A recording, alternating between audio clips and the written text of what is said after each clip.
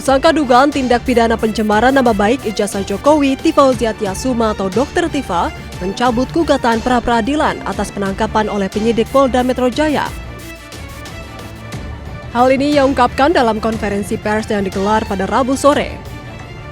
Dr. Tifa menyebut surat pembatalan pengajuan pra-peradilannya telah dikirimkan ke pihak Pengadilan Negeri Jakarta Selatan pada 19 Juni lalu. Pembatalan gugatan dilakukan seiring dengan keputusan Kejaksaan Negeri Jakarta Selatan yang tidak melakukan penahanan terhadapnya, sehingga permohonan pra-peradilan menjadi tidak relevan. Persoalan pra-peradilan, ya, kami sudah memasukkan surat permohonan untuk pra-peradilan, tetapi kemudian mengingat dari perkembangan situasi, ya, di mana diputuskan pada tanggal 21 Juni 2026 saya tidak ditahan, ya, pada saat proses persidangan, maka kami kemudian memutuskan untuk membatalkan surat permohonan pra-peradilan.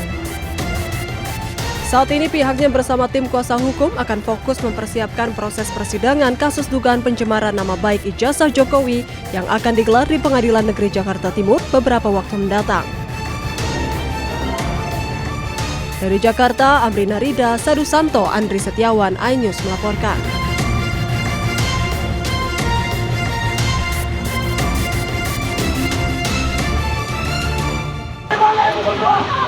Mundur.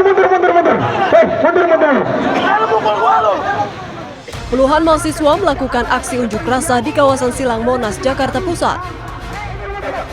Dalam aksi tersebut, para mahasiswa dari Aliansi Mahasiswa Cipayung Plus Jakarta Barat menuntut kenaikan harga bahan pokok dan BBM non-subsidi yang dinilai memberatkan masyarakat. Mereka meminta pemerintah menjaga stabilitas harga BBM agar tidak semakin membebani masyarakat. Selain itu, mereka juga mendesak pemerintah melakukan pemulihan ekonomi nasional dan meningkatkan kesejahteraan guru, khususnya yang bertugas di daerah 3T atau tertinggal, terdepan, dan terluar. Dari Jakarta, Bagus Prasetya Adi, Eri Nugraha, Jaka Samsa, iNews melaporkan. Terkait uang itu memang saya terima. Muhammad Abdi Mauludin, Ketua Badan Eksekutif Mahasiswa Fakultas Hukum Universitas Bung Karno, mengakui menerima sejumlah uang. Yang menjalani sidang terbuka yang dihadiri ratusan mahasiswa serta Sivitas Akademika UBK. Meski sempat menolak, ia akhirnya mengaku setelah didesak rekan-rekannya, Abdi menerima sejumlah uang dengan alasan untuk biaya operasional aksi, total sekitar 20 juta rupiah. Abdi akhirnya mengaku menerima uang dari pihak tertentu di mana awalnya ditawarkan agar demonstrasi batal digelar.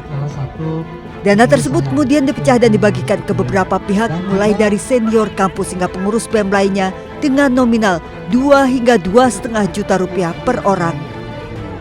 Terkait uang itu memang saya terima 20%. Saya memakai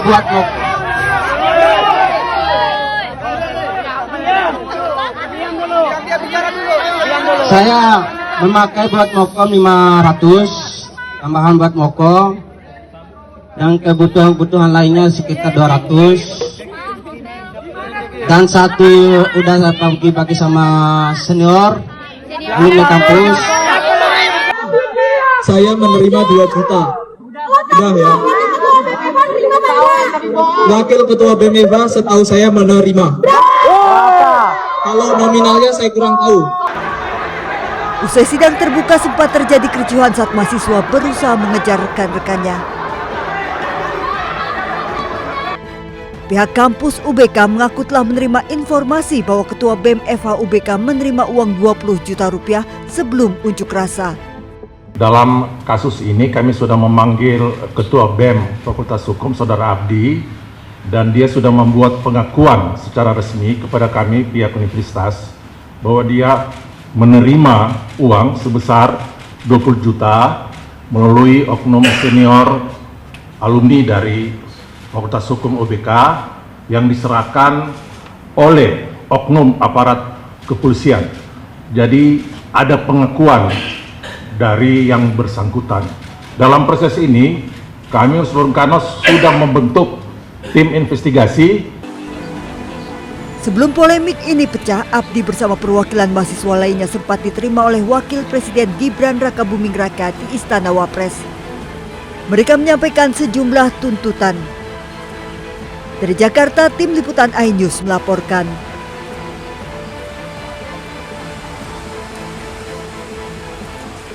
Tapi kalau kemudian yang ada upaya membayar mahasiswa UBK sampai 300 juta itu disebut pengondisian dan semacamnya, itu juga ada di atensi nggak dari pemerintah? Ya, saya rasa penjelasan saya tadi sudah bisa merespon ya terkait dengan dugaan ada pengkondisian dari pemerintah terhadap demo yang mendukung MBG.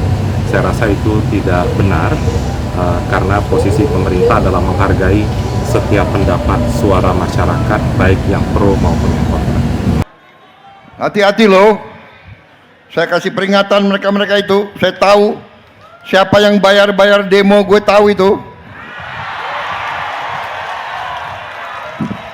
Tapi nggak apa, dia main demo. Ditanya anak-anak demo nggak ngerti. Mau demo apa ya? Kami dibayar 200.000. Tapi ada, saya nggak mengerti. Saudara kita ini kalau merasa apa ya? Kalau kita di dalam pertandingan gitu ya, kita jadi supporter kan, kita dukung satu tim. Ayo maju. Negara kita ini lagi bersaing sama banyak negara. Harusnya bangsa ini kompak. Kalau ada yang kurang, teman yang kurang, tim kita lagi main, ya, mainnya kurang bagus, ya, tetap di supporter, ya. Nanti begitu sudah selesai pertandingan baru dikoreksi.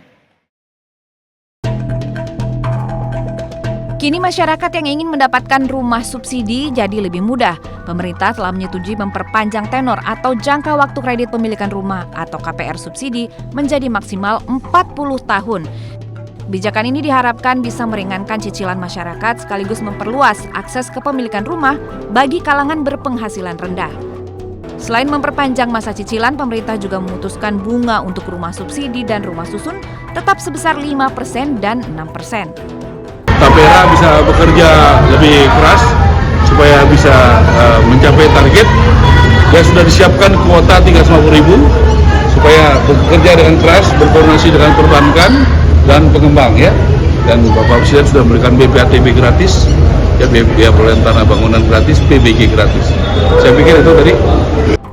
Bila resmi berlaku sesuai simulasi BP Tapera, maka warga dengan minimal gaji Rp2.300.000 nantinya bisa mencicil rumah sekitar Rp770.000 per bulan. Tim Liputan iNews melaporkan.